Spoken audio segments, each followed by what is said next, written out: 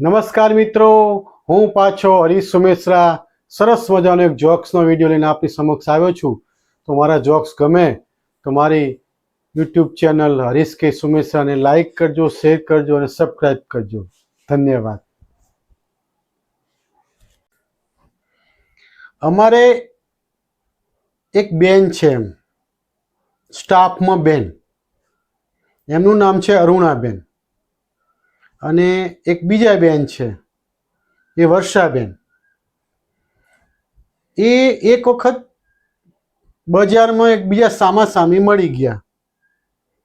અને અરુણાબેને જે હાર પહેર્યો હતો ને, બહુ સરસ મજાનો હાર હતો.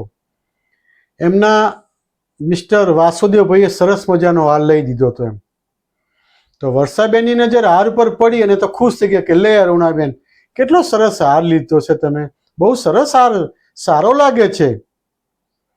અને કે કેટલાનો હાર આવ્યો, કે કહો તો ખરા. કે તો અમારા અરુણાબેન કે ના ના, વધારે નહીં, કે ખાલી 2-3 દિવસ ઝઘડ્યા, એક દિવસની મેં ભૂખ હડતાલ કરી, 2 દિવસનું મૌન વ્રત કર્યું અને થોડું રોવા ધોવાનું ચાલુ રાખ્યું હતું.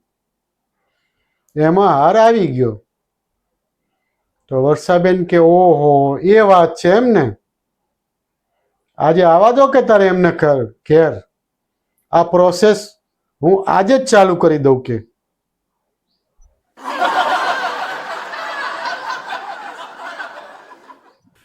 મિત્રો, અત્યારે ઠેર ઠેર તમે જુઓ, બજારોમાં બ્યુટી પાર્લરના એટલે બધા દુકાનો ખુલી ગઈ છે ને, તે આપણને એમ થાય કે ચાલો આટલી બધી દુકાનો બ્યુટી પાર્લરની છે. તે હું ઘેર આવ્યો અને મેં મારી મિસિસને વાત કરી કે સારું, હવે તો ઠેર ઠેર બ્યુટી પાર્લરની દુકાનો ખુલી ગઈ છે. કે મારી મિસિસ કે લે હોય જ ને, અત્યારે આધુનિક જમાનામાં તો બધું જોઈએ જ. કે તો મેં હળવે કરીને કીધું કે તમે એમ કહો છો કે અમે સ્ત્રીઓ રૂપાળી, બહુ રૂપાળી હોઈએ છીએ કે અમે, તો અમે તો પુરુષોએ કોઈ તો એમ નથી કીધું કે અમે રૂપાળા છીએ. તો સ્ત્રી કે અમે જ રૂપાળા હોઈએ ને. હું કહું જો અમે રૂપાળા છીએ. કે કેમ? કે પુરુષોને તો શું, આ મોઢું ધોયું, કપડાં પહેરે, પટ્ટો બાંધ્યો, બૂટ પહેરે ને તૈયાર. તમારે તો કે 2-3 કલાક તો સજી ધજવામાં થાય છે. હવે જો પહેલેથી રૂપાળા હોય એને કઈ આ સજી ધજવું પડે? તો મારી મિસિસ કે જો બહુ હોશિયારી ના કરશો, સાના માના સ્વીકારી લો કે સ્ત્રીઓ જ રૂપાળી હોય છે. તો મેં કહ્યું કે જો ભાઈ, આપણે એક ચેલેન્જ છે, તું બ્યુટી પાર્લરમાં જા અને હું સલૂનમાં જઈને આવું છું. અને જો હું સલૂનમાં જઈને આવું ને, તરત જ હું નાહી લઈશ. અને તમે સ્ત્રીઓ, મજાલ છે કોઈ સ્ત્રીની, નાહવાની તો વાત ઠીક છે, પણ મોઢું ના ધોઈ શકે, ખબર છે? એટલે છેલ્લે રૂપાળા કોણ?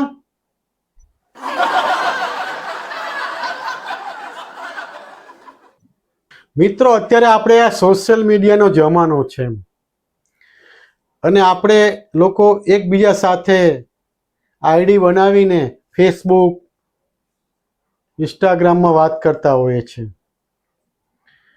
એમાં એક અમારે ગણપતલાલ બગીચામાં બેઠા બેઠા વિચારતા હતા અને મારી નજર પડી અને હું ગયો. ગણપતભાઈ, ઉદાસ છો યાર? કોઈ દી મેં તમને ઉદાસ જોયા નથી, આજે કેમ ઉદાસ છો? મગનભાઈ કે જવા દો ને હરીશભાઈ સાહેબ, શું વાત કરું, ઘરની વાત છે યાર. પણ કે ના ના, મેં કહ્યું કહો ને યાર. કે સાલું આજે એવું બન્યું કે રાત્રે મેં મારી ફેક આઈડી બનાવી અને મારી મિસિસ સાથે ચેટ ચાલુ કરી. તો વાતો કરતાં કરતાં બહુ મજા આવી. એણે પણ બહુ સારો રિસ્પોન્સ આપ્યો અને મારાથી એને પૂછાઈ ગયું કે તમારા ઘરવાળા શું કરે છે?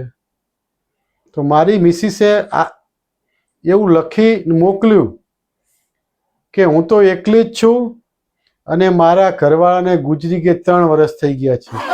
તો સાલું મને તો ટેન્શન થઈ ગયું છે કે મિત્રો આપણે આધુનિક જમાનામાં હવે એકબીજાને મળવું મુશ્કેલ છે, પણ સોશિયલ મીડિયા દ્વારા આપણે મોબાઈલ દ્વારા આપણે એકબીજા મળતા હોય છે અને એકબીજાને આપણે પોતાનું સ્ટેટસ પણ મોબાઈલમાં મૂકતા હોય છે. એમ કંઈક ફરવા ગયા હોય તો આપણે ફોટા મૂકીએ તો બીજા લોકોને ખબર પડે એમ કે આ ભાઈ ફરવા ગયા છે.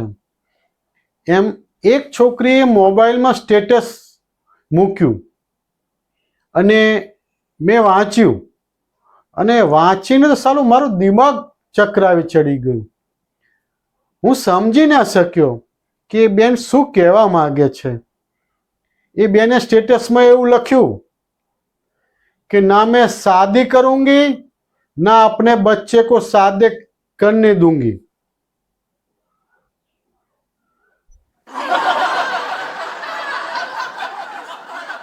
આપણે ગાડીમાં મુસાફરી કરતા હોય, પોતાની ગાડી લઈને નીકળ્યા હોય અને રસ્તા ઉપર કોઈક હાથ લાંબો કરે તો આપણે વ્યવહારિક છે એમ એમને લિફ્ટ આપીએ અને એમને જ્યાં જવાનું એ રસ્તામાં સ્થળ આવતું હોય તો આપણે એમને ઉતારી દેતા હોય છે. હવે આમાં આપણે બને છે એવું એમ કે આ લિફ્ટ આપવાનું ઘણા લોકો આપતા હોય છે. એમાં દરેક રાજ્યમાંથી લોકો લિફ્ટ આપે અને છેલ્લો કે રીતનો આભાર વ્યક્ત કરે છે એની વાત કરવી હોય તો માનો કે મેં કોઈને લિફ્ટ આપી છે અને એ ભાઈ પંજાબી છે, તો પંજાબી છેલ્લે ઉતરે ત્યારે કે એ થેન્ક્સ યાર. તો આપણા મરાઠી ભાઈઓ એ શું કહે છે? આભાર ભાવ. અને આપણા બંગાળી ભાઈઓ એ કે ખૂબ ખૂબ ધન્યવાદ. અને છેલ્લે આપણા ગુજરાતીને આપણે લિફ્ટ આપી હોય અને જે તે સ્થળે આપણે એમને ઉતાર્યા તો એ આભાર કઈ રીતે વ્યક્ત કરે? શું રોજ આ બાજુથી જ નીકળો છો કે?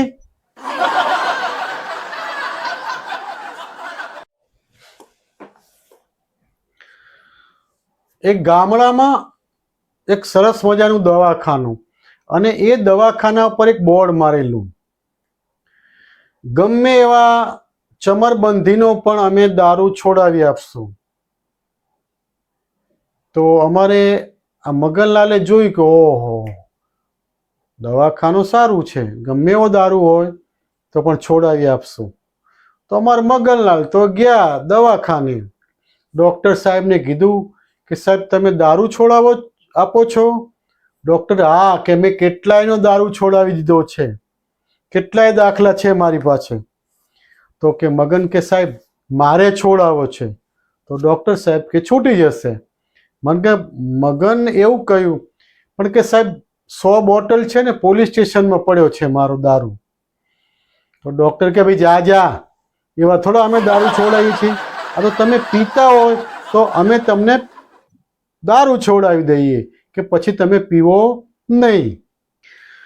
એક સંત મહાત્માની સભા ચાલતી હતી અને સંત મહાત્માએ કહ્યું કે જો ભાઈ આપણે જીવનમાં ગુસ્સો નહીં બહુ કરવાનો.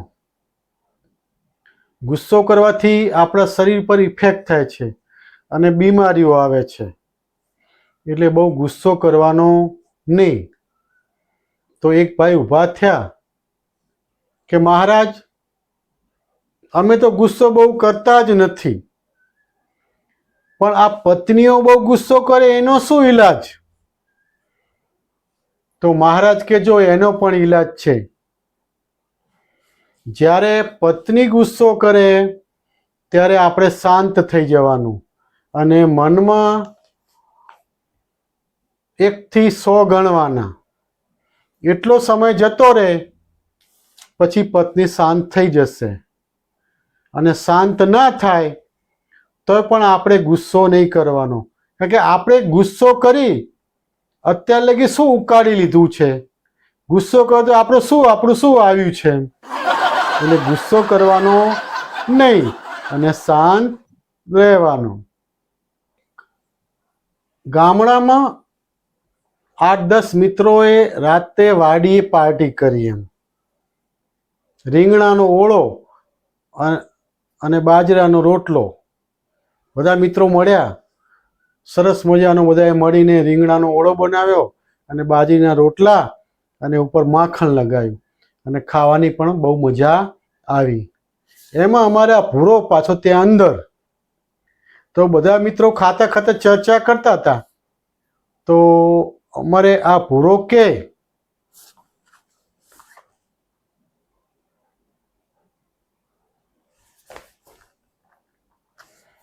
ભાઈ મારો એક પ્રશ્ન છે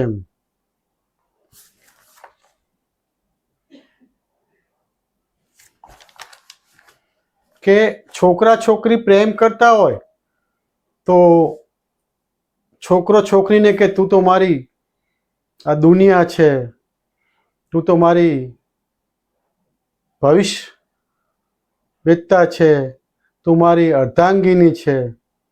તો પૂરો કે મને પણ એમ થાય છે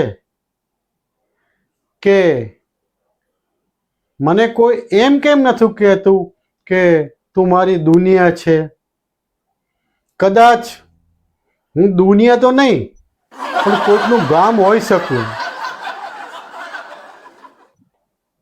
એક મિત્ર બીજા મિત્રને પૂછતો તેમ કે આ સમોસા ખાવાથી નુકસાન થાય કે ફાયદો થાય એમ. તો એના બીજા મિત્રે કીધું કે જો સમોસા છે ને એ પૌષ્ટિક છે એટલે ખાવાથી ફાયદો તો થાય, પણ વધારે ફાયદો કે નુકસાન એ જોવું હોય આપણે તો એના પર ડિપેન્ડ કરે છે કે કોણ ખવડાવે છે. જો બાજુવાળો ખવડાવતો હોય તો આપણે ફાયદો થાય અને આપણા ભાગે ખવડાવવાનું આવે તો આપણને નુકસાન થાય. એક શિક્ષક છે ને એમના વર્ગમાં ખોરાક વિશે વાત કરતા હતા કે જો ભાઈ સમતોલ આહાર ખાવો જોઈએ, ખોરાક પૂરતા પોષણ તત્વો મળી રહે એવો ખોરાક ખાવો જોઈએ તો આપણા શરીર વ્યવસ્થિત ટકે અને આપણા શરીરનું વ્યવસ્થિત એનું બંધારણ રહે એમ. ત્યાં એક છોકરો ઊભો થયો કે સાહેબ આ જે ખોરાક છે કોઈ એવો ખોરાક ખરો કે એક જ વાર ખાઈએ અને એની આડઅસર આખી જિંદગીભર રહી? તો સાહેબ હળવે કરીને એટલું બોલે કે હા એક ખોરાક છે જેનું નામ છે ગોળ ધાણા. ગોળ ધાણા ખાધા હોય એ ખોરાકની અસર તમે જીવો ત્યાં લગી રહે.